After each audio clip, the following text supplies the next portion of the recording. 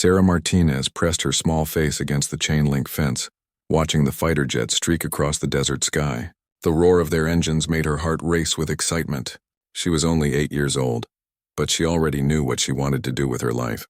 She wanted to fly those magnificent machines. "Sarah, get away from there!" her mother called from their small house near Edwards Air Force Base. That's no place for a little girl, but Sarah couldn't tear herself away. Every day after school, she would run to the fence and watch the pilots practice their maneuvers. She memorized the different types of aircraft and could identify them by sound alone. The F-16 Fighting Falcons had a sharp, piercing whine. The F-15 Eagles produced a deeper, more powerful roar, and the experimental planes made sounds she had never heard before. Sarah's father, Miguel Martinez, worked as a mechanic on the base. He understood his daughter's fascination but worried about her dreams. In 1985, women weren't allowed to fly combat aircraft in the U.S. Air Force. The military had strict rules about keeping women out of dangerous situations. "Mija," he would tell her gently, "maybe you should think about becoming a teacher or a nurse. Those are good jobs for women." But Sarah refused to give up her dream. She read every book about aviation she could find in the library. She built model airplanes and studied how they worked. She learned about lift, thrust, drag, and weight. She memorized the specifications of every military aircraft in service. At school, the other kids thought she was strange. While the girls played with dolls, Sarah drew pictures of fighter jets. While they talked about movie stars, she talked about famous pilots like Chuck Yeager and the Thunderbirds aerobatic team. "Girls can't be pilots," Tommy Jensen told her during recess one day. "My dad says they're not strong enough to handle the G-forces." Sarah's face turned red with anger. "That's not true. Women can do anything men can do." But deep down, she wondered if Tommy was right. She had never seen a female fighter pilot. All the pilots who flew over her house were men. The magazines and books about aviation featured only male pilots. Even her heroes were all men. Despite the doubts that sometimes crept into her mind, Sarah continued to dream. She started doing exercises to make herself stronger. She ran laps around the neighborhood and did push-ups in her bedroom. She practiced balancing on one foot to improve her coordination. When Sarah turned 12, her father surprised her with a special birthday gift. He had arranged for her to visit the base and meet some of the pilots. Sarah could barely contain her excitement as they walked through the security gates. The first pilot they met was Captain James "Hawk" Thompson, a veteran F-16 pilot with over 3,000 flight hours. He was tall and confident with the kind of swagger that all fighter pilots seem to have. "So you want to be a pilot, huh?" Captain Thompson said, looking down at Sarah with an amused smile. "That's cute, kid. But flying fighters isn't a game. It takes years of training and nerves of steel. Most men can't handle it, let alone a little girl." Sarah felt her cheeks burn with embarrassment, but she stood up straight and looked Captain Thompson in the eye. "I'm going to be a fighter pilot someday," she said firmly. "And I'm going to be better than any of you." Captain Thompson laughed and patted her on the head. "Sure you are, sweetheart. Good luck with that." As they continued the tour, Sarah met several other pilots. Some were kind and encouraging, telling her to follow her dreams. Others were dismissive or made jokes about women in the cockpit. One pilot, Major Robert Ice Collins, was particularly harsh. "Listen, kid," Major Collins said bluntly. "Women don't belong in fighter jets. It's not about being sexist. It's about biology. Women aren't built for high-G maneuvers. They don't have the upper body strength to handle the stick in a dogfight.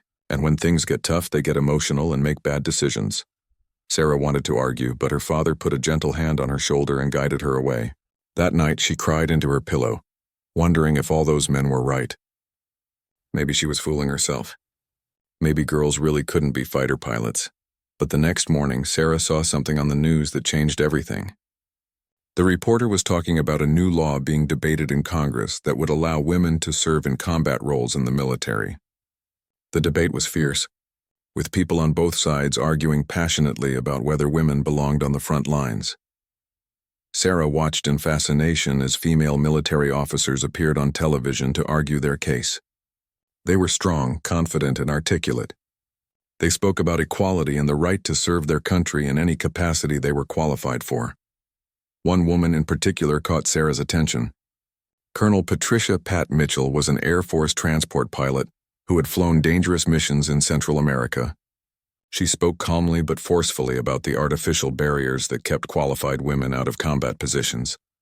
"The question isn't whether women are capable," Colonel Mitchell said.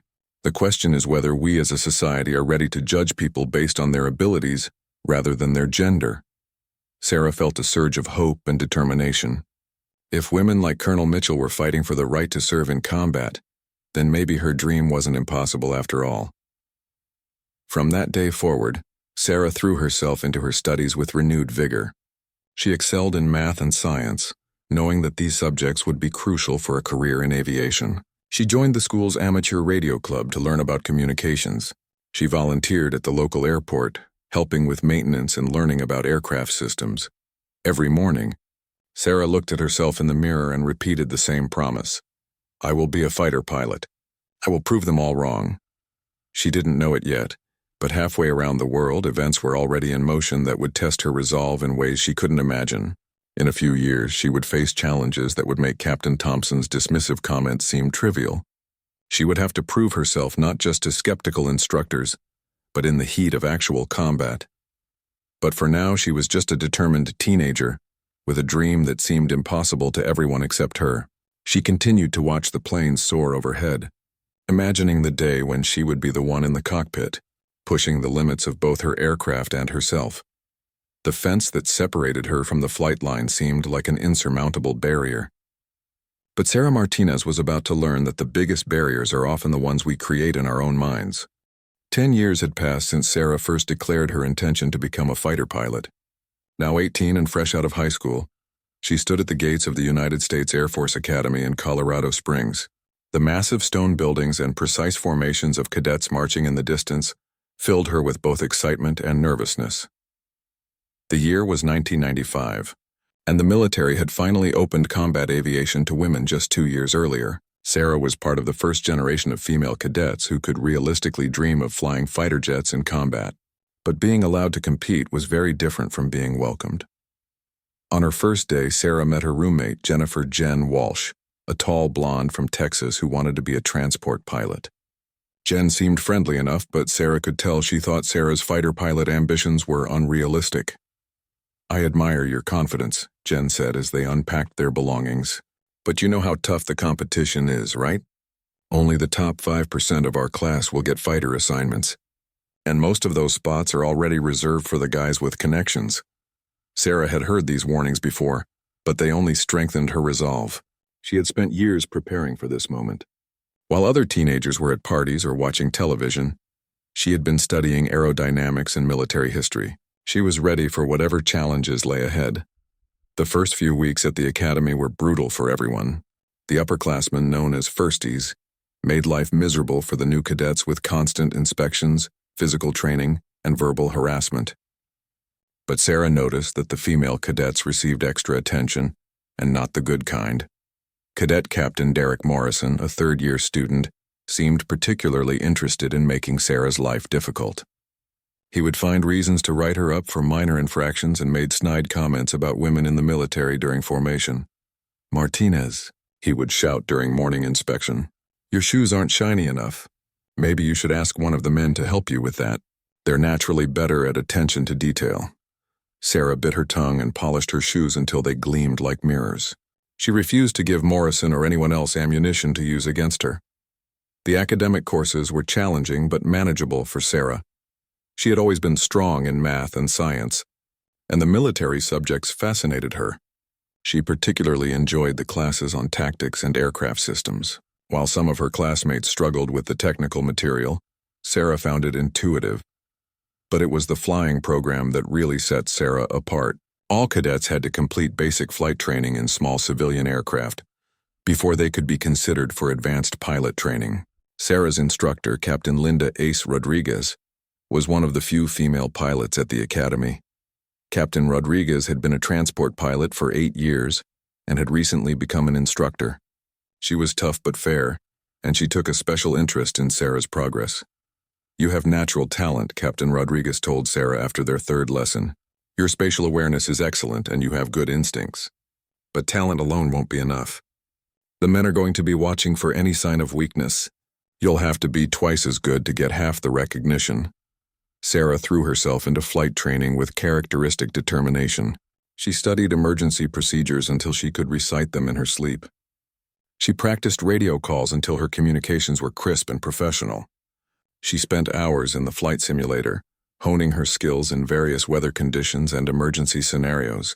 Her hard work paid off. Within a few months, Sarah was consistently scoring at the top of her class in both academic and flying evaluations.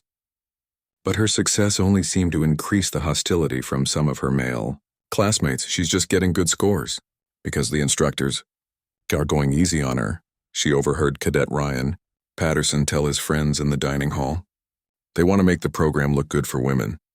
The comment stung because Sarah knew it wasn't true. If anything, she felt like she was being held to a higher standard than the men. Her instructors scrutinized every mistake and questioned every decision. She had to justify her actions in ways that her male classmates never did.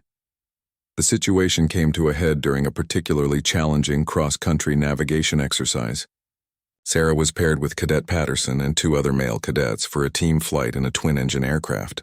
The weather was marginal, with low clouds and occasional rain showers. Halfway through the flight, they encountered a serious problem. The primary navigation system failed, and the backup radio was producing nothing but static. They were flying over mountainous terrain with limited visibility, and their fuel was running lower than planned. Patterson, who was the designated mission commander, began to panic. "We're lost," he shouted over the engine noise. "We need to call for help." But Sarah had been carefully tracking their position using traditional navigation techniques, plotting their course on a paper chart. She had anticipated the possibility of equipment failure and had prepared for this exact scenario. "I know where we are," Sarah said calmly. "Turn left to heading 240 degrees. There's an airport 15 miles ahead." "I'm not taking navigation advice from a woman," Patterson snapped. "You probably can't even read that chart properly." The tension in the cockpit was thick enough to cut with a knife. The other 2 cadets looked back and forth between Sarah and Patterson, unsure who to believe. With each passing minute, their situation was becoming more dangerous. Finally, Cadet Michael "Tank" Thompson, who was sitting behind Sarah, spoke up. "Look, Patterson, my fuel gauge is showing red. I don't care who has the right answer. I just want to get on the ground safely. Sarah's been plotting our position the whole flight. Let's trust her." Patterson's face turned red with anger, but he had no choice. He turned the aircraft to the heading Sarah had specified. 12 minutes later, they spotted the runway she had predicted would be there. They landed with just minutes of fuel remaining. The incident was reported to the flight instructors, and an investigation followed. Sarah's navigation work was reviewed and found to be accurate and professional. Patterson received a formal reprimand for poor decision-making under pressure. But rather than earning her respect from her classmates, Sarah's success seemed to create even more resentment. She began to feel isolated and wondered if she would ever be accepted as an equal. It was Captain Rodriguez who helped her put things in perspective. "You're not here to make friends," she told Sarah during a private conversation. "You're here to become the best pilot you can be. Some of these men will never accept you no matter how well you perform, but others will judge you by your actions, not your gender. Focus on being so good that even your enemies have to respect your abilities." Sarah took this advice to heart. She continued to excel in her studies and flight training, gradually earning the grudging respect of most of her classmates. By the end of her 2nd year, even some of her harshest critics had to admit that she belonged there. But Sarah knew that the academy was just the beginning.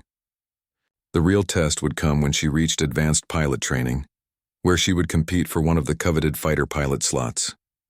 She had proven she could succeed in the controlled environment of the academy, but the challenges ahead would be even greater. As she prepared for her 3rd year, Sarah reflected on how much she had changed since arriving at the academy. She was stronger, more confident, and more determined than ever. But she had also learned that breaking barriers required more than just talent and determination. It required the courage to stand alone when necessary, and the wisdom to know when to fight and when to focus on the mission. The girl who had once pressed her face against a chain-link fence was gone. In her place was a young woman who refused to accept that anything was impossible. Lieutenant Sarah Martinez stood in the briefing room at Laughlin Air Force Base in Texas, surrounded by 49 other newly graduated Air Force Academy cadets. They were all there for the same reason: to compete for pilot training slots in the most demanding program the military had to offer. Only half of them would successfully complete the year-long course and earn their wings. The atmosphere was electric with nervous energy. These were the best and brightest young officers the Air Force had to offer, and they all knew that the next 12 months would determine the course of their entire careers. For Sarah, it represented the culmination of a dream she had been chasing for 15 years. The training squadron commander, Lieutenant Colonel Marcus Viper Hayes, was a veteran F-15 pilot with a reputation for being tough but fair. He had flown combat missions in the Gulf War and had trained hundreds of pilots over his career. He looked out at the assembled group with the practiced eye of someone who could quickly separate the contenders from the pretenders. "Ladies and gentlemen," Lieutenant Colonel Hayes began, "welcome to undergraduate pilot training. For the next 52 weeks, we're going to push you harder than you've ever been pushed before.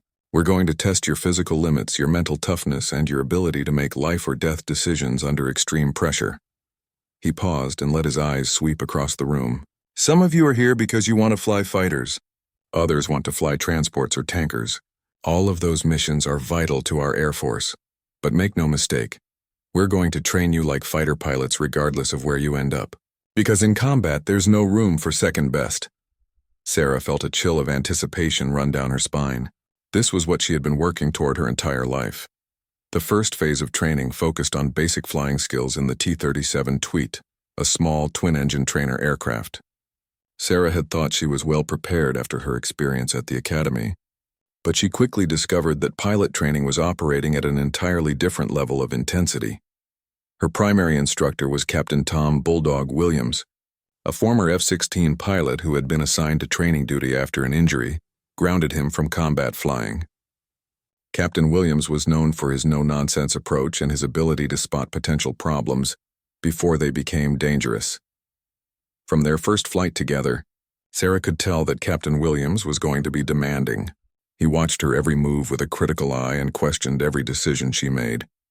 But unlike some of the instructors she had encountered at the academy, his critiques were focused purely on performance, not gender. "Martinez," he said after their third flight, "you're technically proficient, but you're flying like you're afraid to make a mistake. In combat, hesitation will get you killed. I need you to be more aggressive in your decision-making."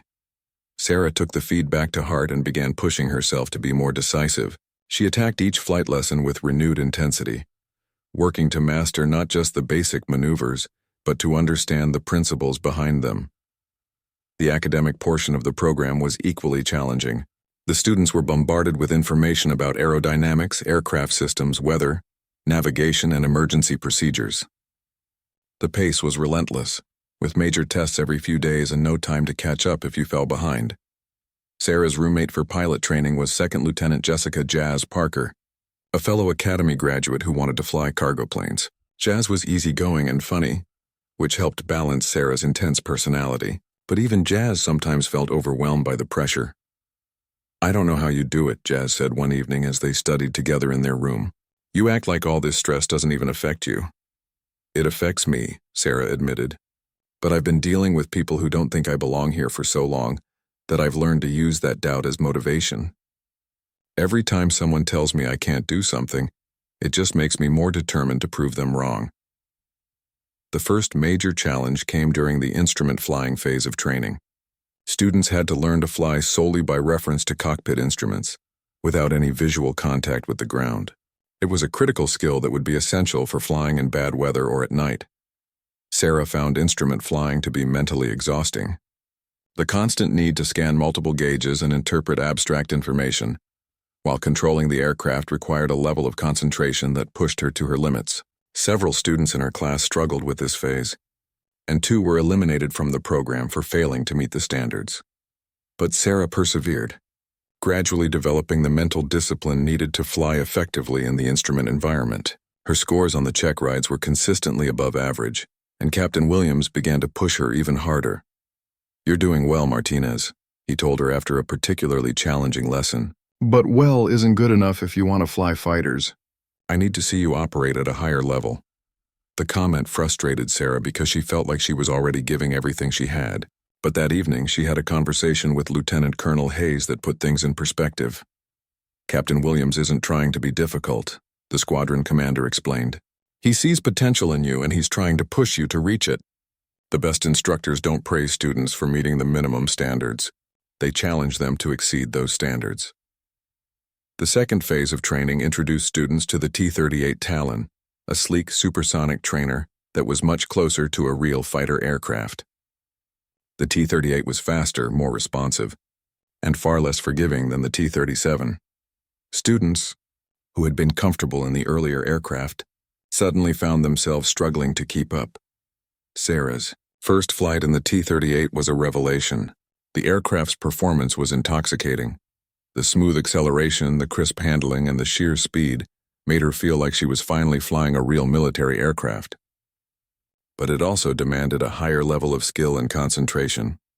Her new instructor was Major Lisa Venom Chen, one of only 3 female instructors in the squadron. Major Chen was a former A-10 pilot who had flown close air support missions in Afghanistan. She was known for her tactical knowledge and her ability to prepare students for the realities of combat flying. "The T-38 will teach you respect," Major Chen told Sarah before their first flight together.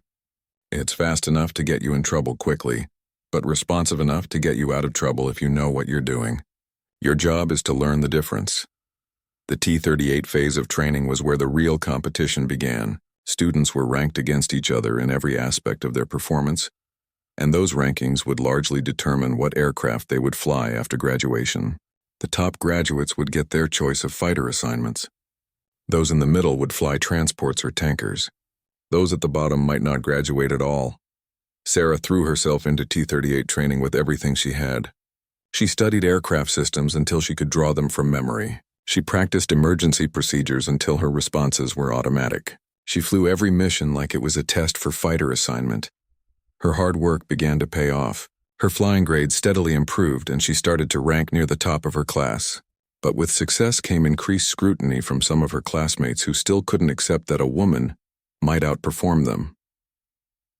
The tension came to a head during a formation flying exercise.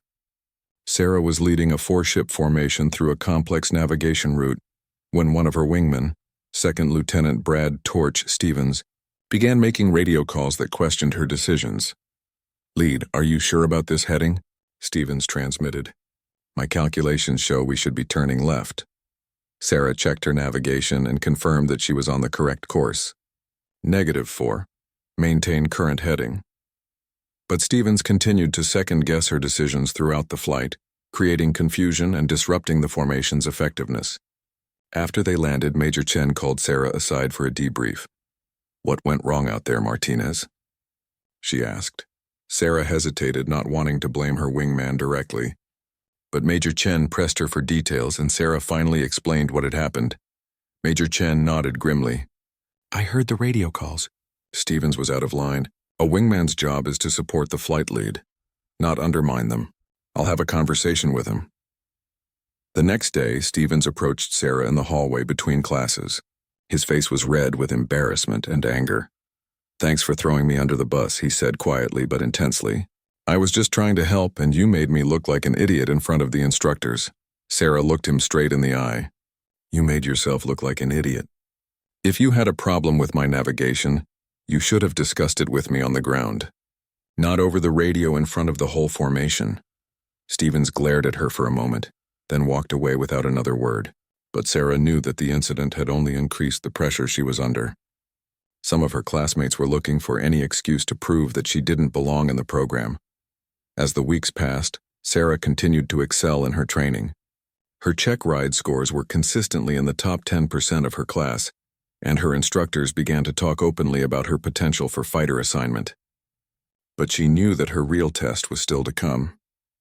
The final phase of training would include air-to-air combat maneuvering, where students would learn to fight other aircraft in simulated dogfights. It was in that arena that Sarah would have to prove once and for all that she had what it took to be a fighter pilot. Proving ground in the sky, Thur. Morning sun cast long shadows across the flight line at Laughlin Air Force Base as Sarah Martinez walked toward her T-38 Talon for the most important flight of her life. Today was her final check ride, the culmination of nearly a year of intense training that would determine whether she would earn her pilot wings and, more importantly, whether she would be selected for fighter training. Sarah had spent the previous night going over every emergency procedure and combat maneuver she had learned. She knew the aircraft systems better than some of the instructors, and her flying skills had improved dramatically over the past months. But she also knew that technical proficiency alone wouldn't be enough.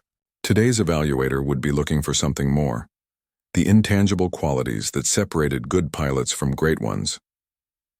Her check pilot was Lieutenant Colonel Robert Hammer Morrison, a legendary F-15 pilot with over 3,000 flight hours and 4 confirmed air-to-air kills from the Gulf War.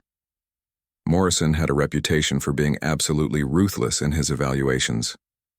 He had failed more promising students than any other instructor at the base, and he took particular pride in maintaining the highest standards. As Sarah completed her pre-flight inspection of the aircraft, Morrison approached with his characteristic stern expression. He was a compact man with graying hair and piercing blue eyes that seemed to miss nothing. Sarah had heard stories about his combat exploits, but she had never flown with him before.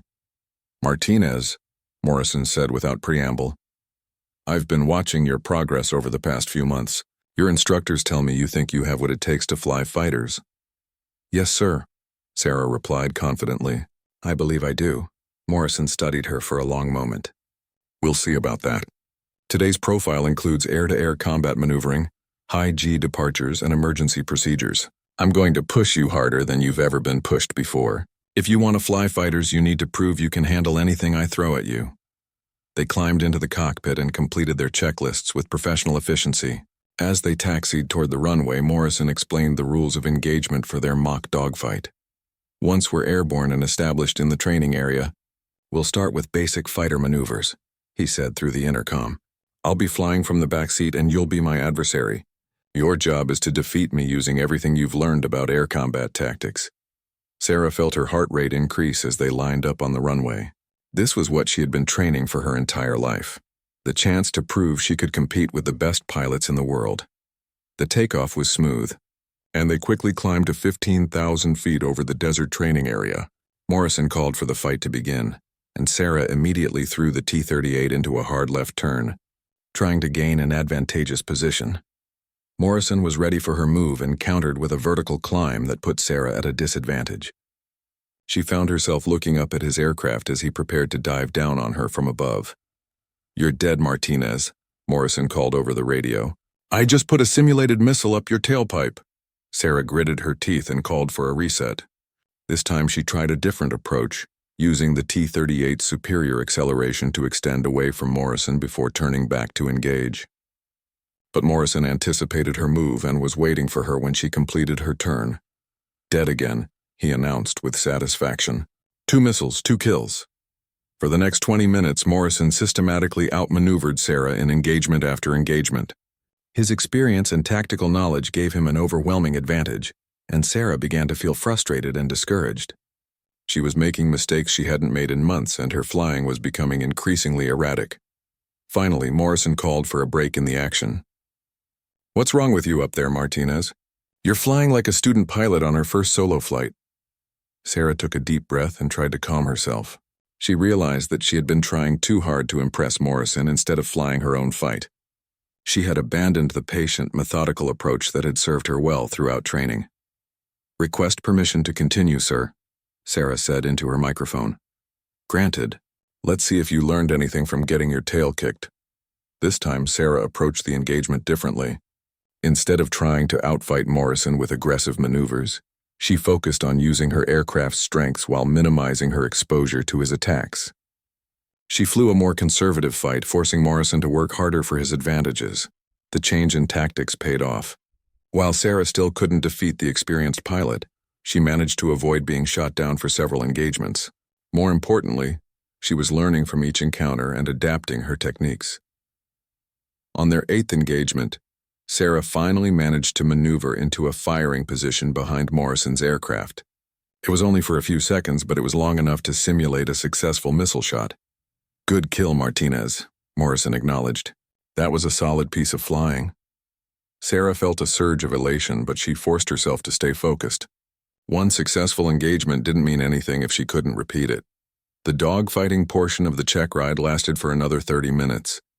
with Sarah gradually improving her performance against Morrison's relentless attacks. By the end, she was holding her own against one of the most experienced combat pilots in the Air Force. But the real test was yet to come. Morrison called for them to proceed to the high-G maneuvering portion of the flight, where Sarah would have to demonstrate her ability to handle the extreme physical stresses of modern air combat. "We're going to pull some serious Gs now, Martinez," Morrison warned. "I want to see how you handle it when the blood starts draining from your brain." Morrison took control of the aircraft and immediately threw it into a series of violent maneuvers that subjected both pilots to gravitational forces several times their normal body weight. Sarah felt the familiar sensation of her vision narrowing as the blood pooled in her lower body. She began the anti-G straining maneuver she had practiced countless times, tensing her leg and abdominal muscles while controlling her breathing to maintain blood flow to her brain. The physical stress was enormous, but Sarah had trained for this moment and was determined not to show any weakness.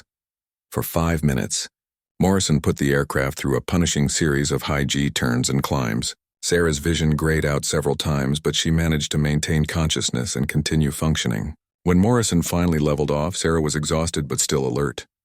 "Not bad," Morrison said grudgingly. "Your G tolerance is better than most of the men in your class. Now let's see how you handle emergencies." Without warning, Morrison simulated a major aircraft malfunction by retarding one of the throttles and calling out, "Engine fire, left engine." Sarah immediately began the emergency checklist she had memorized, shutting down the affected engine and configuring the aircraft for single-engine flight. Her responses were quick and accurate, with no hesitation or confusion. Morrison threw several more emergencies at her in rapid succession: hydraulic failures, electrical problems, and navigation system malfunctions. Each time, Sarah responded with textbook precision and maintained control of the aircraft. Finally, Morrison simulated a complete electrical failure that left them without most of their instruments and communication equipment. Sarah had to navigate back to the base using only a magnetic compass and visual references, while maintaining precise control of the crippled aircraft. As they approached Laughlin Air Force Base for landing, Morrison made one final test of Sarah's abilities. He simulated a landing gear malfunction that required an emergency approach with no flaps and a higher-than-normal landing speed. Sarah flew the approach with steady hands and perfect technique, touching down smoothly despite the challenging conditions. As they taxied back to the flight line, Morrison was unusually quiet. After they shut down the engines and completed their post-flight procedures, Morrison turned to face Sarah in the cockpit. His expression was unreadable, giving her no hint of how she had performed. "Martinez," he said slowly, "that was one of the most impressive check rides I've ever given. Your air-to-air tactics need work, but that's to be expected from someone with limited experience. What impressed me was your ability to learn and adapt under pressure, and your handling of the emergency procedures was flawless." Sarah felt a wave of relief wash over her, but she waited for Morrison to continue. "More importantly," he said, "you showed me something that can't be taught in a classroom or practiced in a simulator. You showed me heart. When I was beating you up in those first few engagements, a lot of pilots would have given up or gotten rattled. But you kept fighting and kept learning. That's the mark of a true fighter pilot." Morrison paused and looked directly into Sarah's eyes. "I'm going to recommend you for fighter training, Martinez. But understand that what you've accomplished here is just the beginning. Fighter training will make pilot training look like a vacation. Are you ready for that?" Sarah didn't hesitate. "Yes, sir. I'm ready for whatever comes next." As they climbed out of the cockpit, Sarah realized that she had just passed the most important test of her life. But she also knew that Morrison was right. This was just the beginning. The real challenges lay ahead at fighter training, where she would learn to fly the most advanced combat aircraft in the world. But for now, she allowed herself a moment of satisfaction. She had proven that she belonged in the cockpit of a military aircraft, and she had earned the respect of one of the most demanding evaluators in the Air Force. The little girl who had once pressed her face against a chain-link fence was one step closer to realizing her impossible dream. The ultimate. Test Captain Sarah Martinez stood on the flight line at Luke Air Force Base in Arizona, staring at the sleek gray fighter jet that would be her home for the next 6 months. The F-16 Fighting Falcon looked exactly like the aircraft she had dreamed about as a child, but seeing it up close was still overwhelming. This wasn't a trainer or a simulator. This was a real combat aircraft, capable of flying at twice the speed of sound and carrying enough firepower to level a city block. 3 years had passed since her graduation from pilot training. Sarah had spent those years flying T-38s as an instructor, building flight hours and waiting for an opening in fighter training. The delay had been frustrating, but it had also given her valuable experience and maturity that would serve her well in the challenging months ahead. Fighter training was the most elite program in the Air Force, with only the very best pilots even getting the chance to attend. Sarah was one of just 12 students in her class, and she was the only woman. The pressure was enormous, not just because the training was incredibly difficult, but because she knew that her performance would be scrutinized by people throughout the Air Force who were still skeptical about women in combat roles. Her primary instructor was Lieutenant Colonel David Razor Mackenzie, a veteran F-16 pilot with over 2,000 hours in the aircraft and combat experience in 3 different conflicts. Mackenzie had a reputation for being tough but fair, and he had successfully trained some of the best fighter pilots in the Air Force. "Martinez," Mackenzie said as they met for the first time, "I've heard good things about your performance in pilot training, but I want you to forget everything you think you know about flying. The F-16 is a different animal entirely, and if you approach it with the wrong attitude, it will bite you." The first phase of F-16 training focused on basic aircraft systems and handling characteristics. Sarah quickly discovered that Mackenzie hadn't been exaggerating about the aircraft's complexity. The F-16 had hundreds of switches, displays, and controls that had to be operated with precision while flying at high speeds in potentially dangerous situations. The physical demands were also far greater than anything Sarah had experienced before. The F-16 was capable of pulling 9 times the force of gravity in tight turns, which was enough to cause most people to lose consciousness. Sarah had to learn new techniques for fighting the effects of G-forces while simultaneously operating complex weapon systems and maintaining situational awareness. Her first few flights in the F-16 were humbling experiences. The aircraft was incredibly responsive, with the ability to change direction or altitude almost instantaneously. But this same responsiveness made it unforgiving of pilot errors. Small mistakes that would have been easily correctable in a trainer aircraft could quickly become dangerous situations in the F-16. "You're flying like you're afraid of the airplane," Mackenzie told her after a particularly rough flight. The F-16 responds to confidence and aggression. If you're tentative with your inputs, the aircraft will sense it and become unstable. Sarah took his advice to heart and began flying the F-16 with more authority. She learned to trust the aircraft's capabilities and to push both herself and the machine to their limits. Gradually, her flying began to improve, and she started to feel comfortable with the F-16's unique characteristics. The academic portion of fighter training was equally challenging. Sarah had to learn about air-to-air and air-to-ground weapons systems, electronic warfare, threat recognition, and tactical formations. The amount of information was staggering, and the pace of instruction was relentless. But it was the tactical training that really separated fighter pilots from other aviators. Sarah learned how to plan and execute complex missions against sophisticated enemy defenses. She studied the capabilities and limitations of enemy aircraft and missile systems. She practiced flying in large formations while maintaining radio discipline and tactical awareness. The most challenging aspect of the training was learning to think and act like a warrior. Sarah had always been competitive, but fighter pilot training required a different kind of mentality. She had to learn to be aggressive without being reckless, confident without being overconfident, and decisive without being impulsive. One of her classmates, Captain James Stryker Reynolds, seemed to have been born with this warrior mentality. Reynolds was a former college football player who approached every flight like it was the championship game. He was naturally aggressive and had excellent hand-eye coordination, which translated into superior flying skills. But Reynolds also had some of the same prejudices that Sarah had encountered throughout her career. He made subtle comments about women in combat and questioned whether Sarah had the killer instinct necessary to succeed in aerial warfare. Fighting in the air is different from flying patterns in training, Reynolds told her during a break between classes. When someone is trying to kill you, you need to be able to kill them first. I'm not sure women have that capability. Sarah didn't respond to his comment directly, but she made a mental note to prove him wrong when the opportunity arose. That opportunity came sooner than she expected. During the 4th month of training, the students began practicing air-to-air combat against each other in simulated dogfights. These exercises were designed to test everything they had learned about tactics, aircraft handling, and weapons employment. Sarah's first opponent was Reynolds himself. They took off in separate aircraft and proceeded to a designated training area where they would engage in mock combat using simulated weapons. The rules were simple. Whoever achieved a valid firing solution first would be declared the winner. Reynolds immediately tried to use his aggressive flying style to overwhelm Sarah with rapid maneuvers and high G-turns.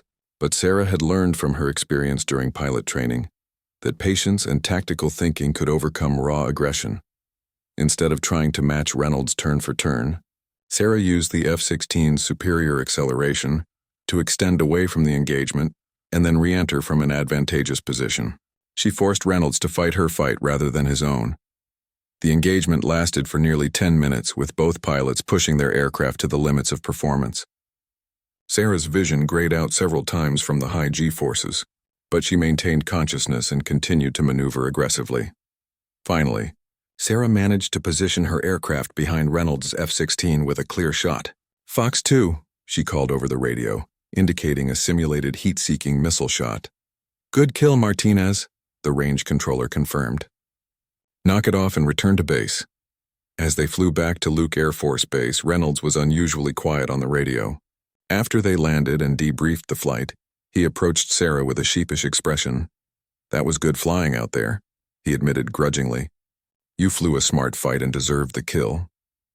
It wasn't exactly an apology for his earlier comments, but Sarah recognized it as a sign of respect. From that day forward, Reynolds treated her as an equal rather than as an outsider who didn't belong. The final phase of fighter training included night flying, air-to-ground weapons delivery, and advanced tactical scenarios. Sarah continued to excel in all areas, earning top scores on most of her evaluation flights. Her instructors began to talk about her potential for assignment to one of the premier fighter squadrons. But Sarah's biggest test came during the final exercise of the program, a large-scale simulated combat mission that would pit her class against experienced adversary pilots flying dissimilar aircraft. The exercise was designed to replicate the chaos and complexity of real combat as closely as possible. Sarah was designated as the flight lead for a 4-ship formation of F-16s tasked with providing air superiority over a simulated battlefield. Her wingmen included Reynolds and 2 other top students from her class. Their opposition consisted of instructor pilots flying F-15s and F-18s in the role of enemy fighters. The mission briefing was complex, with multiple threats, changing objectives, and strict rules of engagement. Sarah had to plan the flight route, coordinate with other friendly forces, and develop contingency plans for various scenarios. As they took off for the exercise, Sarah felt the familiar mixture of excitement and nervousness that preceded any important flight. But she also felt something new, a quiet confidence that came from months of intensive training and preparation. The exercise began at dawn, with Sarah's formation flying toward the simulated battlefield at low altitude to avoid enemy radar detection. Intelligence reports indicated that enemy fighters were operating in the to avoid enemy radar detection. Intelligence reports indicated that enemy fighters were operating in the area, but their exact location and numbers were unknown. Suddenly, the aircraft's radar warning receiver began chirping, indicating that an enemy radar was tracking them. Sarah immediately called for the formation to execute evasive maneuvers while she tried to locate the threat. "Bandit, 2 o'clock high," Reynolds called over the radio. F-15 about 10 miles out and closing fast. Sarah quickly assessed the tactical situation. The enemy aircraft had the advantage of altitude and position, but her formation had superior numbers. She needed to use those numbers effectively, while avoiding being picked off one by one. 2 and 3, extend left and climb, Sarah commanded. 4, you're with me. We'll drag him down low where we can use our maneuverability advantage. The engagement that followed was the most intense flying Sarah had ever experienced. Enemy aircraft seemed to appear from every direction, and the radio chatter was constant as pilots called out threats and coordinated their attacks. Sarah found herself in a turning fight, with an experienced F-15 pilot who was trying to use his aircraft's superior power-to-weight ratio to gain an advantage. But Sarah remembered her training and used the F-16's superior turn rate to gradually work her way into a firing position. When she finally achieved a valid missile shot, the satisfaction was overwhelming. Fox 2 on the Eagle, She called triumphantly. Good kill, Viper 1, the range controller confirmed. Splash 1 Eagle. The exercise continued for another 30 minutes, with Sarah's formation successfully completing their mission objectives while shooting down 3 enemy aircraft and losing only 1 of their own. When they finally returned to base, Sarah felt a sense of accomplishment unlike anything she had ever experienced. During the debrief, Lieutenant Colonel Mackenzie praised the entire formation for their performance, but he had special words for Sarah's leadership. Martinez, that was outstanding tactical flying, he said in front of the entire class. You kept your head under pressure and made sound decisions throughout the engagement. That's exactly the kind of leadership we need in our fighter squadrons. As Sarah walked back to her quarters that evening, she reflected on how far she had come since that day, 15 years earlier when she had first seen fighter jets flying over Edwards Air Force Base. She had proven that she could fly and fight with the best pilots in the world, but she knew that her real test was still ahead. Tomorrow she would receive her assignment to an operational fighter squadron, where she would finally have the chance to put her training to use in defense of her country. The little girl's impossible dream was about to become reality. First combat assignment, Captain Sarah Martinez walked through the doors of the 388th Fighter Wing at Hill Air Force Base in Utah, carrying her gear bag and a set of orders that would change her life forever. She had been assigned to the 421st Fighter Squadron, known as the Black Widows, one of the most prestigious F-16 units in the Air Force. The squadron had a long history of combat excellence, with deployments to every major conflict since the Gulf War. The squadron commander, Lieutenant Colonel Patricia Viper Johnson, was waiting to greet her. Johnson was one of only a handful of female fighter squadron commanders in the Air Force, and she had earned her position through exceptional performance in combat and leadership roles. She was a role model for Sarah, and proof that women could succeed at the highest levels of military aviation. Welcome to the Black Widows, Martinez, Johnson said with a firm handshake. I've read your training records and I'm impressed, but I want you to understand that everything you've done up to this point has been preparation. This is where the real work begins. Sarah was assigned to the squadron's weapons and tactics flight, led by Major Michael Torch Harrison, a combat veteran with over 1,500 hours in the F-16. Harrison's job was to prepare the squadron's pilots for deployment and ensure they were ready for whatever missions they might face. We deploy to combat zones every 18 months, Harrison explained during Sarah's initial briefing. Right now, we're 6 months away from our next deployment to the Middle East. That gives us 6 months to get you combat ready. The training pace at Hill was even more intense than what Sarah had experienced in fighter training. She flew almost every day, practicing everything from basic combat maneuvers to complex multi-ship tactics. The missions were designed to replicate the challenges pilots would face in actual combat, with realistic threats and time-critical objectives. Sarah's flight lead was Captain Lisa Cobra Williams, a veteran pilot with 2 combat deployments under her belt. Williams was known for her tactical expertise and her ability to train new pilots, but she was also demanding and didn't tolerate mistakes. In combat, there are no do-overs, Williams told Sarah during their first flight together. Every decision you make could mean the difference between coming home alive or becoming a casualty.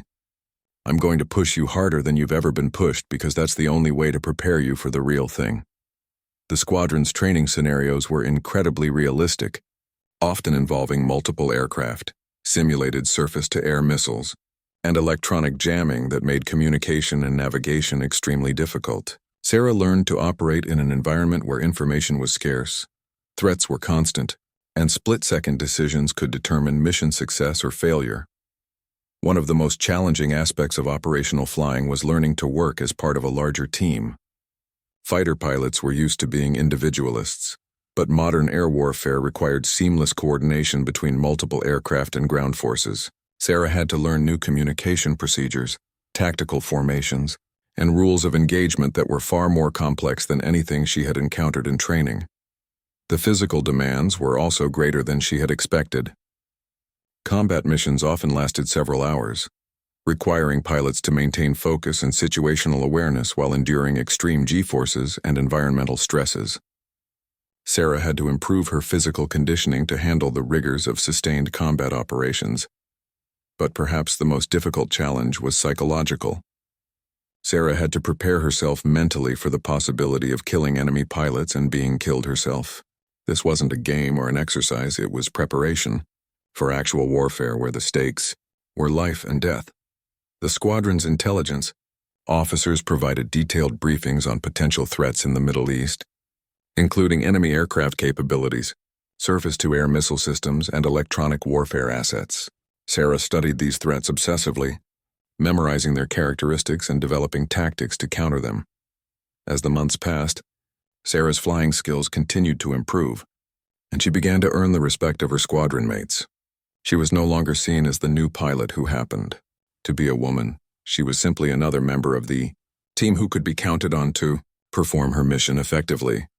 The turning point came during a large-scale training exercise called Red Flag, held at Nellis Air Force Base in Nevada. Red Flag was designed to provide the most realistic combat training possible. With pilots flying against experienced adversary squadrons in a simulated war environment, Sarah was assigned as the number 2 pilot in a 4-ship formation tasked with conducting a strike mission against a heavily defended target. The mission required them to penetrate sophisticated air defenses, deliver their weapons accurately, and escape without being shot down. The briefing for the mission took 3 hours, with detailed discussions of threat locations, ingress and egress routes, and contingency plans. Sarah had never been involved in planning such a complex operation, and she was amazed by the level of detail required. As they took off for the mission, Sarah felt the familiar butterflies in her stomach that always preceded important flights, but she also felt a new sense of confidence that came from months of intensive training and preparation. The mission began smoothly, with the formation flying at low altitude to avoid enemy radar detection. But as they approached the target area, the situation quickly became chaotic. Simulated surface-to-air missiles began launching at them from multiple directions, and enemy fighters appeared on their radar screens. SAM launch, bearing 092, the electronic warfare officer called over the radio. Recommend immediate defensive maneuvers. Sarah's flight lead immediately called for evasive action, and the formation split apart to avoid the incoming missiles. Sarah found herself flying alone, trying to navigate through a maze of threats while maintaining course toward the target. Suddenly, her radar warning receiver lit up with the distinctive tone that indicated an enemy fighter was locking onto her aircraft with its radar. Sarah immediately began defensive maneuvering while searching for the threat. Bandit, 6 o'clock high. She called over the radio as she spotted an F-15 Eagle diving down on her from above. What followed was the most intense dogfight of Sarah's career. The adversary pilot was extremely skilled and used every advantage of his aircraft to try to defeat her. But Sarah had learned her lessons well, and she used the F-16's superior maneuverability to stay alive while working her way into a counterattack position. The engagement lasted for several minutes, with both aircraft pulling extreme G-forces as they maneuvered for advantage. Sarah's vision grayed out repeatedly, but she maintained consciousness and continued to fight aggressively. Finally, she managed to maneuver behind the F-15 and achieve a valid firing solution. Fox 2, she called, indicating a successful missile shot. Good kill, Viper 22, the range controller confirmed. Splash 1 Eagle. Sarah had shot down her first adversary in simulated combat, but she didn't have time to celebrate. She still had to complete her primary mission of attacking the assigned target. She rejoined with the rest of her formation and proceeded to the target area, where they successfully delivered their simulated weapons despite continued harassment from enemy air defenses. The mission was declared a success, and Sarah's performance was praised by both her squadron mates and the exercise controllers. During the debrief, Major Harrison had special praise for Sarah's performance. Martinez, that was outstanding flying today. You kept your composure under pressure and completed your mission despite significant threats. That's exactly the kind of performance we need in combat. But the real validation came from Captain Williams, who had been skeptical of Sarah's abilities when she first arrived at the squadron. I'll be honest, Martinez, Williams said privately after the debrief. I wasn't sure you were ready for this kind of flying when you first got here. But today you proved that you can hold your own with anyone in this business. As Sarah walked back to her quarters that evening, she realized that she had finally achieved the acceptance she had been seeking her entire career. She was no longer trying to prove that women could be fighter pilots. She had proven it beyond any doubt. But she also knew that her greatest test was still ahead. In 3 months, the squadron would deploy to a combat zone where she would face real enemies with real weapons. All of her training and preparation would finally be put to the ultimate test. The little girl who had once dreamed of flying fighter jets was about to discover what it really meant to be a warrior in the sky. Commander of the Sky Colonel Sarah Martinez stood in the command center at Al Dhafra Air Base in the United Arab Emirates, studying the massive digital display that showed the positions of over 200 aircraft spread across the Persian Gulf region.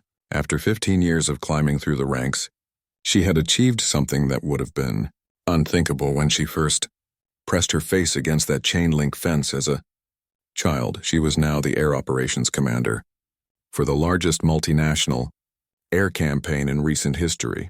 The crisis had developed rapidly over the past month. A hostile regional power had begun threatening international shipping lanes and had shot down 2 commercial aircraft, killing hundreds of innocent civilians.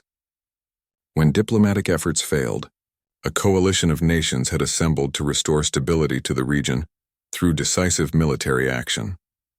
Sarah's role was to coordinate the air operations of 12 different countries, each contributing their most advanced fighter aircraft to the effort. She had American F-22 Raptors, British Typhoons, French Rafales, and Israeli F-35s all operating under her command. It was a logistical nightmare that required perfect coordination to prevent friendly fire incidents while maximizing combat effectiveness. Colonel Martinez, called Major Jennifer Park, her deputy operations officer, were receiving reports of enemy fighters launching from 3 different air bases. Estimated time to intercept is 12 minutes. Sarah moved to the central command console, where streaming data from satellites, radar stations, and reconnaissance aircraft painted a real-time picture of the developing situation. The enemy had launched approximately 50 fighter aircraft in what appeared to be a coordinated counterattack against the coalition forces. "How many aircraft do we have airborne?" Sarah asked.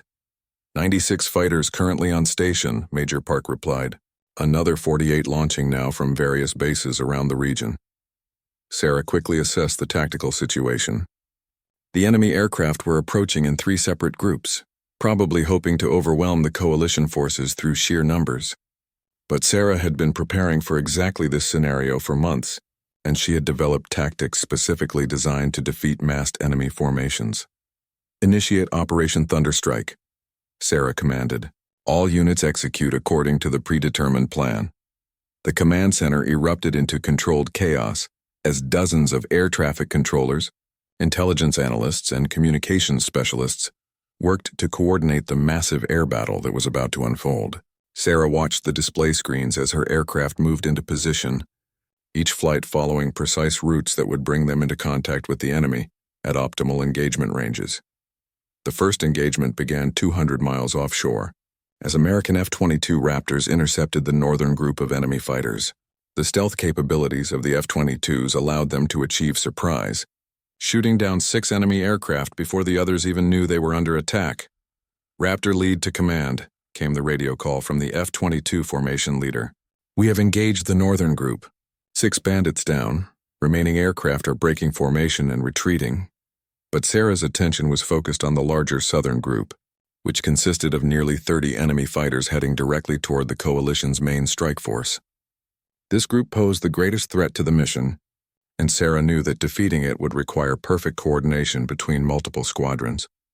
"Viper Squadron, this is command," Sarah spoke into her headset. "You are cleared to engage the southern group. Typhoon Squadron will provide high cover while Rafale Squadron attacks from the west." The air battle that followed was unlike anything that had been seen since World War II. Nearly 100 aircraft were engaged in simultaneous combat over an area the size of several states. Sarah watched the electronic display as blue symbols representing coalition aircraft maneuvered against red symbols showing enemy positions. The complexity of managing such a large engagement was staggering. Sarah had to track the position and status of every aircraft while coordinating refueling operations, providing real-time intelligence updates, and ensuring that friendly forces didn't accidentally engage each other. Command. This is Viper Lead, came an urgent radio call. We're outnumbered 3-1 down here. Request immediate support. Sarah quickly scanned the display and identified a squadron of Israeli F-35s that was finishing an engagement to the east. Lightning Squadron, this is command. Proceed immediately to Grid 1247 and provide support to Viper Squadron. The F-35s changed course and raced toward the embattled F-16s, arriving just as the situation was becoming critical. Their advanced sensors allowed them to engage enemy aircraft from beyond visual range, quickly shifting the balance in favor of the coalition forces. But the most dangerous moment came when Sarah noticed a group of enemy fighters attempting to break through the coalition's defensive perimeter and attack the tanker aircraft that were providing fuel to the fighters. If the tankers were destroyed, many of the coalition aircraft would run out of fuel and be forced to withdraw from the battle. All available units, we have bandits approaching the tanker track, Sarah announced over the command frequency. This is our highest priority threat. The response was immediate. Aircraft from 3 different countries converged on the enemy formation, engaging them in a running battle that stretched across 50 miles of sky. Sarah watched tensely as the battle raged, knowing that the loss of even one tanker could jeopardize the entire operation. The turning point came when Captain Maria Rodriguez, flying an F-16 from Sarah's old squadron, managed to position herself between the enemy fighters and the tankers. Despite being outnumbered 4-1, Rodriguez engaged the enemy aircraft in close combat, using her superior skills and the F-16's maneuverability to hold them off until reinforcements arrived. Good kill on the lead bandit, Rodriguez called over the radio. But I've got 3 more on my tail and I'm running low on missiles. Help is on the way, Viper 22, Sarah responded, watching as a flight of British Typhoons raced to Rodriguez's assistance. The Typhoons arrived just in time, engaging the remaining enemy fighters and allowing Rodriguez to escape to safety. The tankers were saved, and the coalition's ability to sustain combat operations remained intact. As the air battle continued, Sarah found herself thinking about all the people who had told her that women couldn't handle the stress of combat command. She was currently managing the largest air engagement in decades, coordinating the actions of pilots from 12 different countries, while enemy missiles and aircraft threatened coalition forces. The irony wasn't lost on her. The same critics who had once claimed that women lacked the physical strength to fly fighters were now being protected by an operation that she was commanding from a computerized control center, thousands of miles from the actual fighting. After 3 hours of intense combat, the enemy air force was effectively neutralized. Coalition forces had shot down 47 enemy aircraft while losing only 3 of their own. The enemy's ability to threaten international shipping had been eliminated, and their air defenses had been severely degraded. All stations, this is command, Sarah announced over the radio. Mission accomplished. All aircraft returned to base. As the coalition aircraft began their journey home, Sarah allowed herself a moment of satisfaction. She had successfully commanded the largest air operation since the Second World War, proving once and for all that leadership and tactical expertise were far more important than gender in determining combat effectiveness. The next morning, Sarah received a call from the Pentagon informing her that she was being promoted to Brigadier General and assigned as the Air Force's Deputy Director of Operations. It was a position that would put her in charge of planning air operations worldwide and make her one of the most influential military leaders in the country. But as she prepared to leave the command center for the last time, Sarah's thoughts turned to that 8-year-old girl who had once dreamed of flying fighter jets. That little girl could never have imagined that her dreams would lead not just to flying fighters, but to commanding them in the largest air battle of the modern era. Sarah had proven that skill, determination, and leadership knew no gender boundaries. She had shattered every barrier and exceeded every expectation, becoming not just the first woman to command such a massive air operation, but one of the most successful air commanders in military history. The girl who had been told that women had no place in the cockpit had just commanded 100 jets in the biggest air clash of the 21st century. And she had won.